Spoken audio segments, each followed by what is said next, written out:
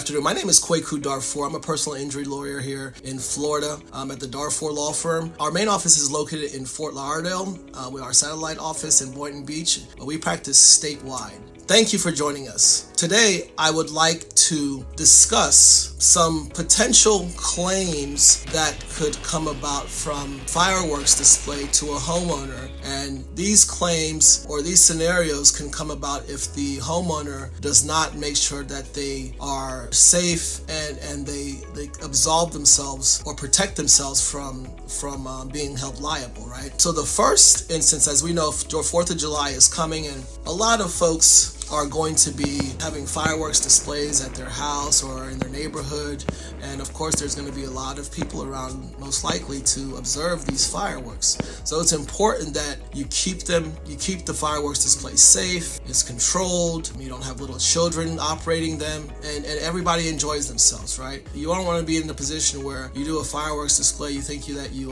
show your neighbors, the kids, a good time, and someone gets hurt, and then now you're being sued, right? So the first thing that could happen is like an insufficient precautions, safety precautions, right? Like, so if you're doing a fireworks display and you decide to set off fireworks at your home and you don't take some necessary precautions, such as clearing the area of any inflammable materials or items, maintaining a safe distance between the fireworks and the spectators, you may be held liable for any injuries that occur to those people. So you want to make sure you tell folks, hey, keep a safe distance and physically, maybe, children, usher them back so that they have a layer of space in between them, and you remove any dangerous objects that might cause a fire or something to be inflamed, right? The next thing is improper supervision. You don't want to just, let some teenagers go out there and there's little kids falling behind them, no one's watching them, and you tell them, hey, go ahead and light the fireworks for us so that we can take a look, right? If there are children present, you want to make sure that you can account for them. A child gets injured due to a lack of proper supervision around the fireworks, then the homeowner may be held liable, even if the child has their parents there or somebody that brought them there. This is particularly the case if children are given access to the fireworks without proper supervision and guidance and safety measures. Okay, now the third way is a violation of local laws. Now, some municipalities, cities, they ban certain fireworks from even being set off in that area, but people somehow get around them. And if you get a fireworks display or certain fireworks that are illegal in that area and someone gets injured, you may be held liable because you're not supposed to have that kind of firework in the area, right? So be very careful of the type of fireworks that you're setting off. People want to have the best display, so they'll go to a different state or they'll have someone ship it to them, but you're putting yourself at risk. So be very careful of the type of fireworks that you are letting off, okay?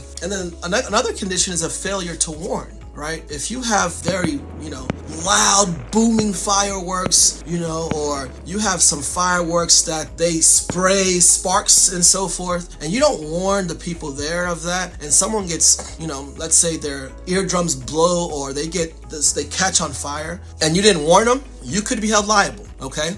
You could be facing a lawsuit. And then finally, an intoxicated display, right? If someone is drunk or has had too much to drink and they start, setting off these fireworks or just, doing them, haphazardly, and they're not really, aware of what they're doing because they're intoxicated, well, you may have a problem if somebody gets injured. Okay, even if they're impaired in some way. So it doesn't necessarily have to be that they're drinking. They could be impaired in another way, and they cause someone to get injured because they didn't have all their faculties and they did something that they wouldn't have done if they weren't impaired, and someone gets hurt. Well, as the homeowner, you may be on the hook. So, those are 5 different scenarios as the 4th of July approaches that you may want to consider if you're planning on hosting fireworks at your residence. Again, my name is Kwaku Darfour. I'm a personal injury attorney down here in Fort Lauderdale, where our main office is located. We have our satellite office in Boynton Beach, but we do practice statewide in personal injury. So if you think that the information that I shared with you today is of value or prove useful to you or someone else, please go ahead and hit that subscribe button right there down below. And if you go ahead and just hit that ring, that alarm down there, that bell, it'll alert you of the new videos and further videos that we post. Finally, if you think that you have a case that my firm could help you with, please go ahead and give us a call at the office, or you can email us, and you can find all that information right here on our page.